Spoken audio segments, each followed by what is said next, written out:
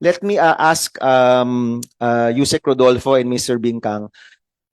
You have the floor. Ano po yung mga top misconceptions about Pax Silica na nais nyo pong klaruhin sa taong bayan? Kasi aaminin ko po, nung in-announce to, ang raming balitang pumasok, hindi pa naman sila talaga nagkaklaro. So go ahead. Then I have one last question. Thank you, Senator. Unang-una ho, maraming salamat for this opportunity. Napakalaking bagay ho sa amin, pati yung guidance, pati yung sa pagtatanong nyo, tsaka yung direksyon na gusto nyong tahakin. Ito yung mga importante sa amin.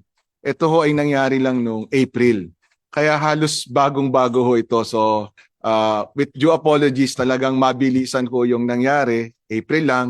Kaya yung mga roadmap na hinahanap ni Senator Win kanina, na ano ba yung plano natin 2027, 2028, even as we are discussing. Mr. Rodolfo, para mapaiksi tayo, answer directly yung kanyang Opo. question. Number Ano one- mga misconceptions? One po yung diplomatic immunity and sovereignty at the very beginning. Tapos sinabi na ho natin na Philippine laws ho ito. Pangalawa ho yung So wala yon, fake news yon. wala po yon. Okay, so lahat ng batas ng Pilipinas susundan. Opo. Okay. Pangalawa po yung pangalan niya ho na Special Economic Security Zone. Pag naririnig ko yung security, talagang ting ding ding ding, lalo na po yung mga kapitbahay natin. Sinasabi, magpo-produce ba kayo diyan ng mga armas? Hindi po mga armas yung dito. It's economic security to secure the supply chain. Pangatlo po yung sinabi na nung nabanggit yung AI hub, para sa Clark ang akala po ay data center.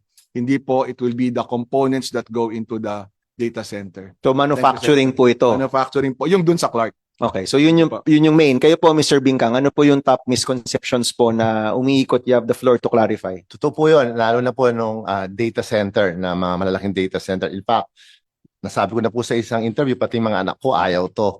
Inaaway ako. So, and then because the data center will require a lot of power and water, so akala nila kukuha sa existing supply natin. So hindi po, meron na kaming pinag-uusapan na independent, embedded, reliable power sa kanila. Hindi po ito makikipag-compete na wala dapat tayong ikatakot sa requirement po ng ganitong mga industriya.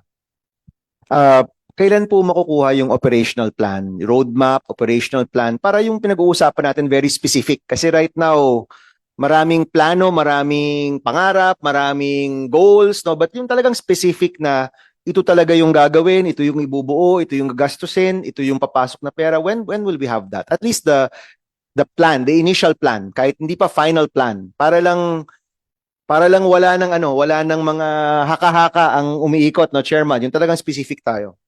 O kagaya po ng ibang business contract namin, kapag kapirma po, bibigyan namin sila normally ng 6 months to come up with all these plans na aprubahan. But the development of the area, nakaplano na yan. Opo, na. Kasi pinag-uusapan nyo na yung mga farmers sa NC. So nakaplano na yung development. Pero yung specific po para sa mga investor, yun po yung kanilang isasubmit naman po. Doon muna sa development ng area. Opo. Can you already produce a development plan for the area kahit wala pa yung mga locator?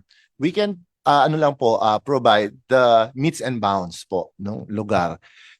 But the specific planning po sa loob, magagaling po yon sa investor. So yun po yung isasabit nila, and then it will be subject to regulatory approvals. I see. Kasi lahat ng infrastructure sila gagastos. So hindi tayo gagastos dito? Yun ba ano yung gastos ng gobyerno sa facility? Bali, kung sa 1,600 po, nakikita namin wala po. At po-provide lang po yung lupa. Ano po. So, Okay. But they want the ecosystem. Kaya nga po, meron pong iba na mag-i-invest on power. Yes. Merong iba na Okay. mag-i-invest. So let me go back. Government funding or government resources apart from the land, wala na tayong ibang gastusin? Ngayon po, sa tinitingnan namin, ang BCDA pa, wala pong participation on the financing po nung Oh, lugar. that's also new to me, no, na wala tayo. So if ever, support siya sa mga current na nandoon, na residents, farmers, IPs, that will come from BCDA probably. Yun po yung pondo namin to address po yung social concerns ng area naman. Alright, maraming salamat.